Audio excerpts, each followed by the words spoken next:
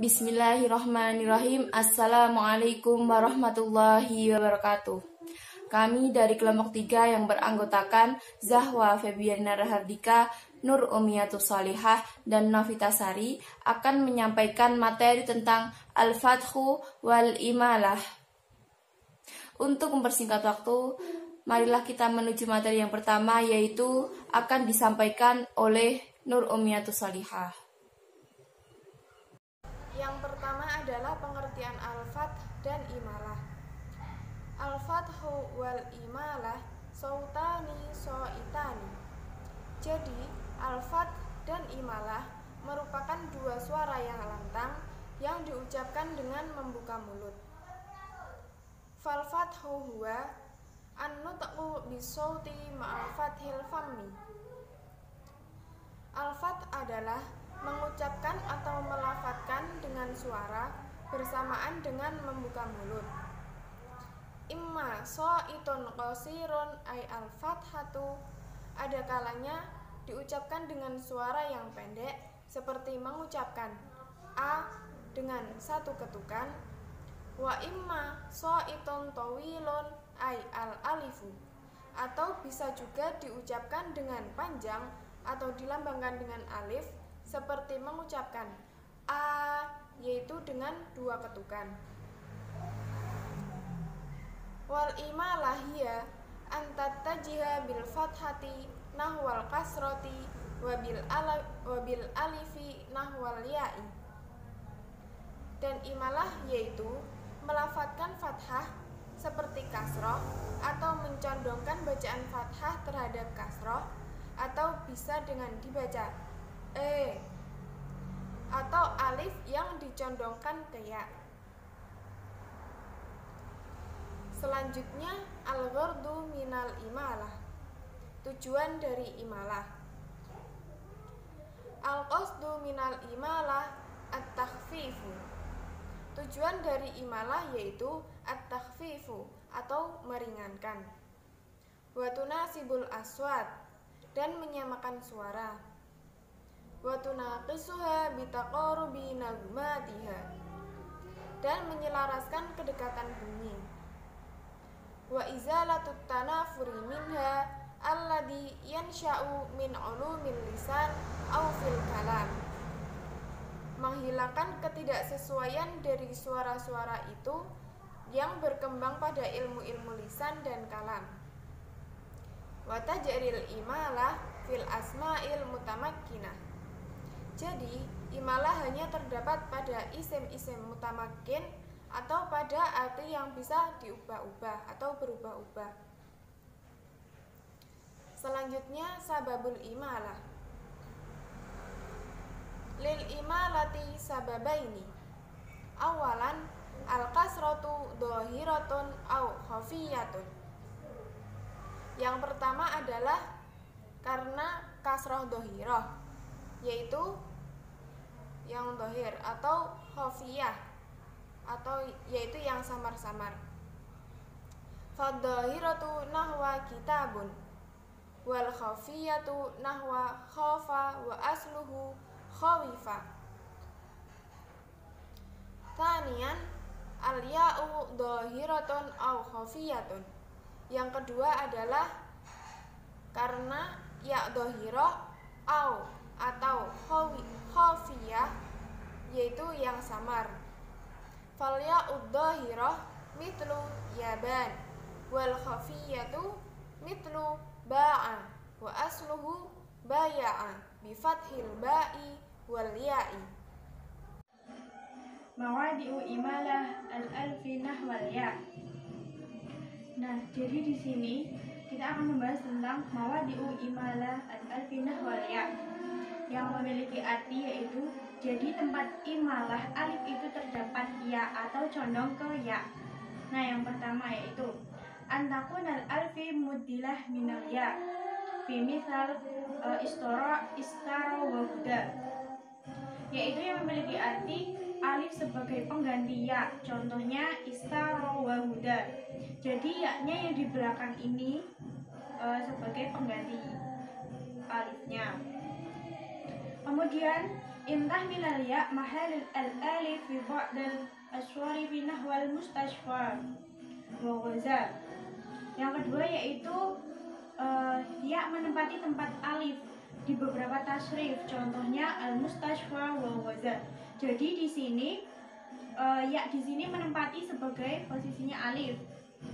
Tsumma an takuna al-alif ainal badalan min ainil fi'lu thulathi ajwab mislu ba'a. Yang kemudian yaitu alif itu terletak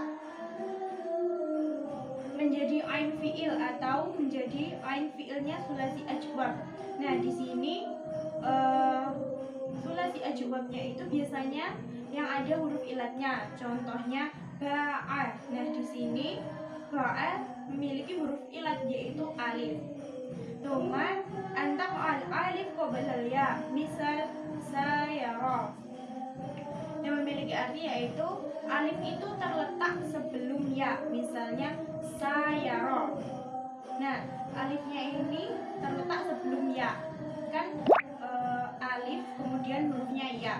Nah, kemudian waqa'u al-alif ba'dal ya muttasilah misla bayani.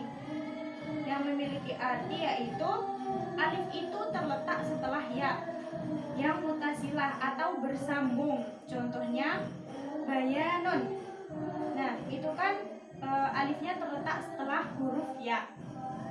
Nah, kemudian antaq al-alif qabla kasirah misla salimin aw amilin. Yang memiliki arti yaitu alif itu terletak sebelum kasroh, contohnya alimin. Nah, kan itu alifnya terletak sebelum huruf sebelum kasroh, jadinya kan alimin. Jadi kan alifnya itu terletak sebelum huruf alif. Nah, kemudian yang terakhir yaitu antaq al-alif ba'dal kasirah al-munfasilah bi harfin misla jidarin. Nah, alif di sini terletak setelah atau huruf yang dikasroh yang tidak bersambung, contohnya jidarin. Nah, jadi alifnya itu terletak setelah kasroh, jadinya bacanya jidarin. Mawadi'ul malatul fathati nahwul kasrati idza kanat waqi'atun qabla al-alifi wa syarattiha an takuna fi ismi mutamakkinun aw fi fi'li mutasyarrifin wa aw yakuna ma'aha syababul imalati dhahiratun aw khafifatun aw ya'u dhahiratun aw khafifatun mislu ba'a asluhu baya'a fi fathil ba'i wal ya'i idza kanat waqi'atun qabla ar-ra'i al-maqsurati syai' idza waqat qabla ha'it ta'nisi wa yustaratu hadza aw yakunu fil mawaqifi mislul ni'matul hikmah. Mawani'ul imalati ar-ra'u ghairul maqsurati nahwi rasyidun aw waqtarra'i qabl al-alifu mubasyaratun lakinnaha maftuhatun wa man'ul imalati huruful isti'la'i al-khaw al-ghainu as-sadu ad-dadu at-ta'u al-khafu bi syarti antakuna mutaqammatu ala alifi mutasillatin nahnu talibun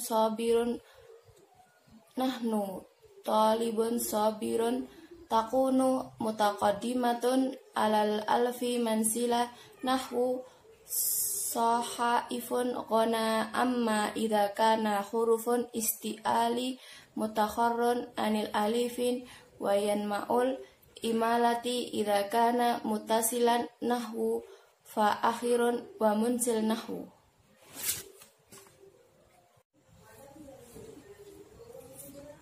Di sini saya akan menjelaskan secara singkat yaitu mawadi'ul malatul fathati nahwul kasrati idza kanat waqi'atun qabla alifi, itu yaitu letak imalah fathah yang dicondongkan kepada kasroh. Yang pertama yaitu seperti dijelaskan di depan tadi ya, ketika fathah dia terletak sebelum alif, syaratnya yaitu ia kepada isim yang bisa berubah-ubah atau bisa diubah-ubah pada fi'il yang bisa ditasrif, seperti kata ba'a, asluhunya baya'a. Nah, itu kan fathahnya dia terletak sebelum alif. Maka ba'a ini fi'ilnya bisa ditasrif. Yang kedua, atau dia ini terletak sebelum ro' yang dikasroh, seperti contohnya asy'ari. Nah, kalau kita perhatikan itu kan fathahnya kan terletak sebelum ro' yang itu kan fathahnya terletak sebelum ro' yang dikasroh. Belakang itu asy'ariya itu kan fathah, setelahnya ro' dikasroh, maka dia itu termasuk imalatul fathi mawal kasroh. Yang ketiga yaitu idza waqa'at qablaha ita'nis wa yustaratu, atau yang terakhir itu dia jatuh atau terjatuh sebelum hak ditaknis.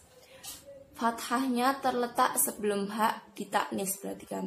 Dan ini disyaratkan ketika diwaqaf, seperti kata ni'matin di fathah, katanya ni'matin karena dia diwaqaf otomatis dia disukunkan jadi ni'mah gitu. Kemudian yang terakhir yaitu mawani'ul imalah, yaitu tercegahnya imalah. Jadi nggak setiap fathah atau alif itu bisa diimalahkan, tapi ada beberapa syarat yang tidak bisa diimalahkan. Yang pertama yaitu ar-ra'u ghairul maksurah, ketika ro-nya itu tidak dikasroh maka tidak bisa diimalah. Ro-nya jatuh atau terletak sebelum alif secara langsung, tetapi dia difathahkan. Terus yang kedua yaitu huruf isti'la. Nah, huruf isti'la ini ada 7, yaitu kha, ghain, shad, do, to, do, sama khaf. Nah, huruf isti'la ini ada syaratnya. Yang pertama yaitu huruf isti'la didahulukan kepada alif yang bersambung, seperti kata talibun. Nah, to ini kan huruf isti'la dan dia bersambung dengan alif. Hurufnya ini didudukkan, tidak bisa diimalahkan, jadinya itu. Terus yang kedua, atau huruf istilahnya ini didahulukan terhadap alif tetapi dia dipisah, seperti kata alif sohaifi. Nah, huruf istilahnya kan di shad. Nah, dia kan didahulukan kepada alif soha, tetapi dia nggak nyambung atau dipisah dengan huruf H.